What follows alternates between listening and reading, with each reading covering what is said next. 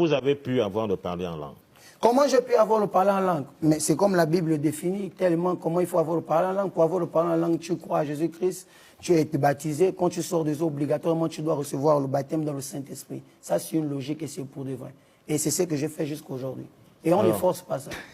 Donc, vous avez reçu le parler en langue à la suite de votre baptême. Tu es baptisé d'eau, hein? Tu crois en Jésus, tu es baptisé d'eau parce que le baptême d'eau, c'est... Et cette langue, c'est quoi? La langue des anges ou la langue de... Cette langue, oui. Mais c'est la langue, c'est la langue de l'esprit. C'est la langue de l'esprit. Mais oui, c'est la langue de l'esprit. Quel esprit? C'est la langue de l'esprit. Quel esprit? De notre esprit, par le Saint-Esprit.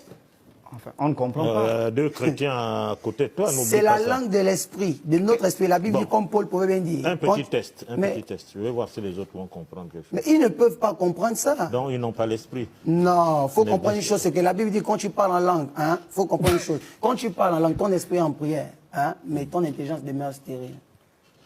Ça là, ce sont des choses qu'on ne peut pas débattre parce que vous ne pouvez pas comprendre ce truc-là. Ton esprit demeure non, et même si on... Mais comment on ne peut pas débattre? Vous savez... On ne peut pas débattre comment? Si je suis là, c'est à cause des hérésies qu'il raconte et à cause des mensonges qu'il raconte. Parce que déjà, ce qu'il faut comprendre, c'est que tu ne peux pas, si tu n'es pas dans le christianisme, tu ne peux pas commencer à démontrer les défauts du christianisme. Non. Et le christianisme n'est qu'un nom auquel on a appelé, on a dit, bon, voici chrétien. Pourquoi? Il faisait comme Christ. Est-ce que vous comprenez? Il faisait comme Christ. Alors, moi, je ne comprends pas. À quel moment on sait que quelqu'un est dans le christianisme? À quel moment on sait que quelqu'un est dans le christianisme? Mais c'est par la démonstration de ses œuvres et de la manière dont il vit, dans son caractère, dans son comportement, parce que nous sommes là, comme la Bible dit, il appelle les uns comme apôtres, pasteurs, et tout ça, c'est pour l'utilité qu'on a fait que tous parviennent à la connaissance de la vérité. C'est que nous tous, au fait, nous sommes à la ressemblance de Jésus-Christ. Donc, pourquoi qui fait que dans nous sommes censés, la nouvelle naissance là, c'est pour être remarché dans l'ordre, dans le respect, dans la politesse, dans l'amour. Parce qu'aujourd'hui... Alors, ce qui voudrait dire que l'enseignement qu'il a donné sur la nouvelle naissance est contraire à tout ce que tu viens de dire. Mais c'est contraire parce qu'il ne connaît pas la nouvelle naissance. Je vous dis, aujourd'hui, les gens sont en train de chercher loin. Toutes les vérités de la Bible sont là, en haut. Mais il a dit, c'est voilé pour ceux qui se croient intelligents. Est-ce que vous comprenez un peu? Mais toutes les vérités sont là. Il prend des choses faites pour confondre les fautes. Donc, je vous dis, le mystère du christianisme, ce mystère-là, c'est pour mettre les gens à se conformer au vrai Dieu, à ce que les gens marchent avec respect, avec politesse, avec joie, avec amour. Mais il y a les musulmans qui sont polis, qui marchent avec amour, avec politesse. Non, faut comprendre. Laisse-moi finir. Allez-y d'abord. Est-ce que ça voudrait dire qu'eux, ils n'auront pas droit au salut? Mais déjà, la nouvelle naissance aussi, le christianisme vient pour définir le vrai Dieu. Il y a beaucoup de dieux, comme je vous ai dit au début. Il y a beaucoup de dieux.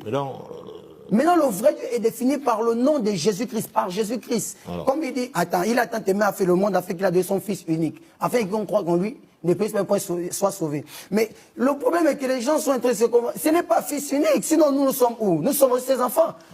Il a donné sa parole unique, afin que quiconque croit à cette parole-là soit sauvé. Donc Fils unique n'est qu'une parabole. Pourquoi? Ce sont ceux qui sont dans le royaume qui peuvent comprendre ce genre de choses. Est-ce que vous comprenez? Les dernières 5 minutes et puis on va se séparer. Merci, Papa Total. Bon, écoutez, c'est comme M. Bongolo l'a dit ici. Le débat, c'est entre lui et moi. Moi, je ne vais pas rebondir sur ce que les autres ont eu à dire. Ils sont des observateurs. C'est lui qui a demandé le débat. Et je corrobore les propos du docteur Jean-Luc qui a dit, jusqu'à présent, on ne sent pas la profondeur. Vous voyez? C'est-à-dire le thème qui a été donné. On ne sent pas, puisque toi-même, tu as dit à Papa Total, je vais dire des choses que Bongolo n'a jamais dites, que docteur Luc n'a jamais dit.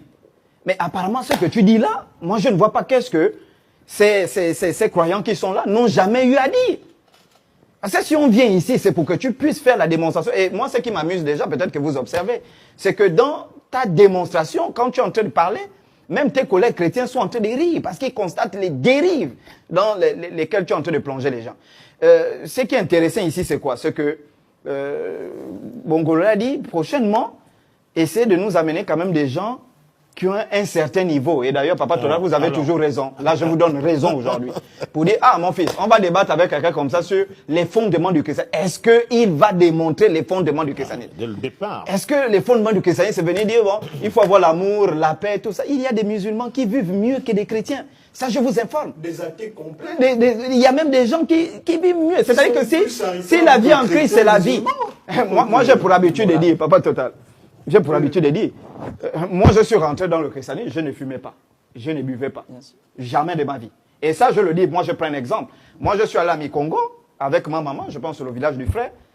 Mi-Congo, maman a fait des pansements là pour en aller chez Makapa. Je pense Masenglani. Vous savez qui me dit que l'enfant là ne doit jamais boire le vin? C'est la femme de Makapa qui dit que, elle dit à ma mère, toi là, ton enfant ne doit jamais boire. J'ai jamais bu de ma vie, j'ai jamais fumé. Les femmes déjà, c'était pas mon truc. Donc quand je suis rentré dans le christianisme, si on m'enseigne, ne fume pas, ne bois pas, je ne me retrouve pas. Moi je veux la spiritualité. Et moi j'ai quitté l'église, ça fait 6 ans. Est-ce que vous avez entendu? J'ai fait avorter les femmes, j'ai pris la femme de X ou Y. Non, je suis chez moi. Donc si venir dire ici que le christianisme, la vie en Christ, c'est ne pas fumer, ne pas boire, c'est du vrai n'importe quoi. Et là, je vous donne raison, Papa Total, lorsque vous dites, moi je voulais, Bongolo l'a compris, moi je voulais une démonstration, parce qu'il a parlé sur les réseaux, que tu fais la bouche parce que tu n'as jamais été en face de quelqu'un qui a la chose. Nous tous, on veut la chose. Démontre-nous par les Écritures, rien. Démontre-nous par l'esprit, rien.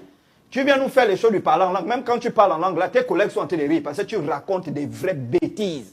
Des vraies bêtises. Tu dis c'est la langue. Mais non, l'apôtre Paul est clair dans Acte 13. Il dit, si tu parles en langue pour toi-même, tais-toi, prie en esprit. Mais dès lors que tout le monde écoute la langue que tu parles, il faut qu'il y ait un interprète. Parce que sinon, comment tu vas édifier l'église? Donc, ce que tu es en train de faire, tu n'édifies pas l'église. On parle en langue pour édifier l'église et édifier son esprit. Si tu parles en langue dans ton esprit, tu t'édifies toi-même. Mais dès lors que tu fais sortir le parlant en langue, il faut qu'il y ait un interprète. Toi-même, tu as cité ici l'apôtre Paul qui a dit, nous sommes établis. Si même un ange du ciel venait t'enseigner quelque chose qui est contraire à ce que nous avons enseigné, qu'il soit anathème, parce que nous sommes établis selon le fondement des apôtres et des prophètes, ayant Jésus-Christ comme pierre angulaire. Mais tu enseignes des choses qui sont contraires. La langue que tu parles là, tu dis c'est la langue. Tantôt dans tes vidéos, tu dis c'est la langue des anges. Tu dis c'est la langue des anges. Est-ce que c'est la langue que l'ange Gabriel a parlé quand il est venu parler à Marie? La langue que tu parles là. L'ange Gabriel a parlé en quelle langue? Bon, écoutez.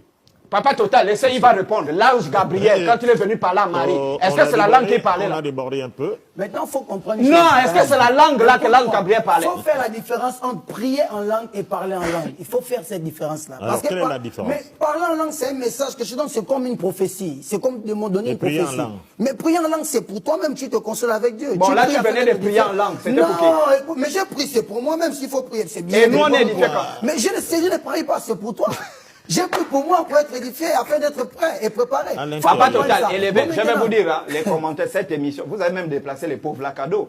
Monsieur Bongolo, monsieur Jean-Luc, Papa, vous les avez déplacés, c'est complètement la gnognotte, c'est l'émission.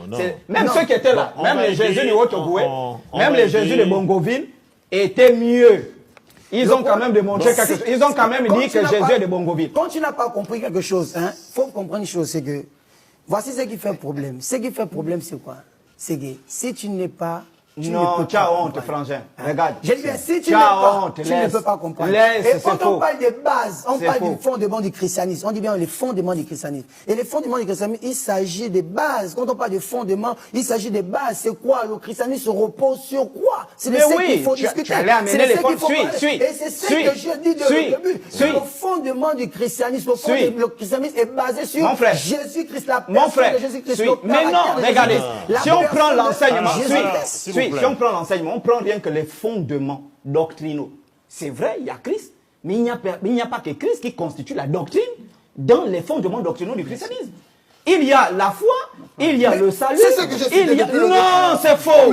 C'est faux. Ensuite, il y a les fondements scripturaires. Au niveau des Écritures, il y a les fondements moraux. Il faut enseigner en profondeur les fondements historiques. Tu ne dis rien. Quand tu regardes Hébreu 6, c'est non, quel Hébreu 6? Laisse Hébreu. Laisse le pauvre Hébreu. Tu ne connais pas. Si tu parles de l'animisme, à la fin de cette émission, merci de nous avoir suivis. On se retrouve... s'il vous plaît, je n'ai plus de temps. Une seconde. Il parle, il va détruire les traditions. Non. Mais tu n'es initié même à aucune tradition. Mais tu as parlé de ça ici. Alors, ça, on va pas ouvrir un autre débat. Je disais que l'émission est terminée. Nous allons nous retrouver au prochain numéro. Au revoir.